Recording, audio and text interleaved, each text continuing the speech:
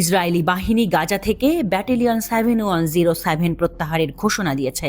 এটি একটি reserve combat engineering battalion. Hebrew broadcasting authority জানিয়েছে ব্যাটালিয়নটি উত্তর গাজায় লড়াইয়ে অংশ নিয়েছিল।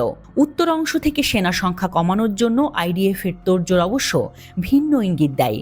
প্রায় 2 সপ্তাহ আগে ইসরায়েলের প্রতিরক্ষা মন্ত্রী ইয়োব গ্যালান্ট উত্তর গাজা উপত্যকায় বড় ধরনের সামরিক অভিযানের সমাপ্তি ঘোষণা করেছিলেন।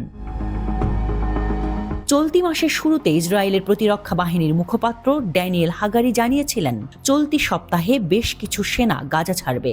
তিনি বলেছিলেন একটি অতিরিক্ত মিশন থাকবে এবং বছরের বাকি সময় সংঘাত কেমন চলবে তার জন্য আইডিএফকে অবশ্যই আগে থেকে পরিকল্পনা করতে হবে।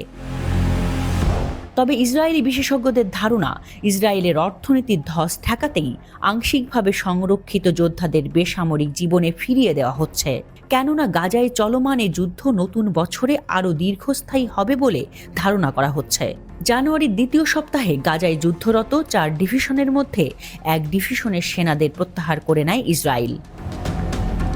ইসরায়েলি সংবাদ মাধ্যম টাইমস অব ইসরায়েল এক প্রতিবেদনে জানিয়েছে 36 নং ডিভিশনের সেনাদের ইসরায়েলে ফিরিয়ে আনা হয়েছে। 36 নং ডিভিশনে কতজন সেনা রয়েছে সে বিষয়টি উল্লেখ করেনি ইসরায়েলের প্রতিরক্ষা বাহিনী।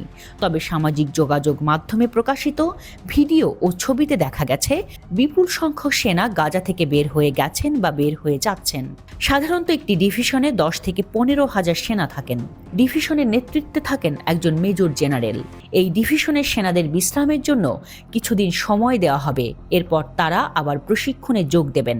প্রশিক্ষণ শেষে প্রতিরক্ষা বাহিনী প্রয়োজন অনুযায়ী সিদ্ধান্ত নেবে তাদের পুনরায় কোথায় মোতায়েন করা হবে। ইসরায়েলের সেনা প্রত্যাহারের সিদ্ধান্তকে ওয়াশিংটন যুদ্ধের তীব্রতা কমিয়ে আনার ইঙ্গিত বলে বিবেচনা করছে।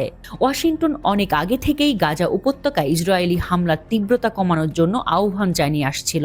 ওয়াশিংটন মনে করছে ইসরায়েল শেষ পর্যন্ত গাজার উপর ব্যাপক বোমা হামলা থেকে সরে আসতে যাচ্ছে এবং তারা হামাসের শীর্ষ পর্যায়ের নেতাদের হত্যার পরিকল্পনা বাস্তবায়নের কৌশল গ্রহণ করেছে। বাইডেন প্রশাসনের একজন কর্মকর্তা পলিটিকোকে বলেছেন ইসরায়েলের এই সিদ্ধান্তে তারা খুশি, তবে এটা আরও আগে হওয়া উচিত ছিল।